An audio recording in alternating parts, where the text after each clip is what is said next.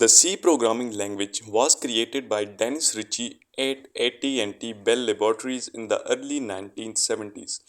Many concepts of C came from an older programming language called B. C is known as a middle-level programming language. This means it can be used for both system programming, like creating operating systems, and application development, such as games and software programs. The C programming language became very popular because it is fast, simple, and powerful. Many modern programming languages like C++, Java, and Python were influenced by C. One important feature of C is portability, which means programs written in C can run on different types of computers with very little change.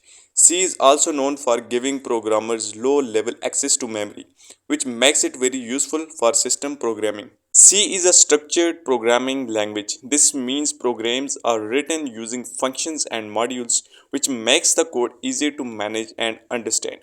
If you want to learn object oriented programming, you can use C++, which is an extended version of the C language. To start programming in C, you need to install a compiler on your computer. Popular compilers include GCC and Clang. Every C program file ends with the .c extension. Each C file must contain a main function because the program execution always starts from the main function. Before writing C programs, you need a compiler and a code editor. A compiler converts your code into machine code that the computer can run. Popular compilers include GCC and Clang.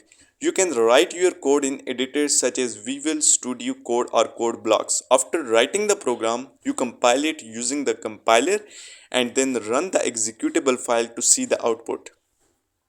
At the top of a C program, you can include header files. These files contain ready-made code that you can use in your program. Header files end with the .h extension. To include them, we use #include. If the header file is a part of the standard library, we write it inside the angle brackets. If it is our own file, we use double quotes. For example, stdio.h contains functions like printf and scanf, which are used for input and output.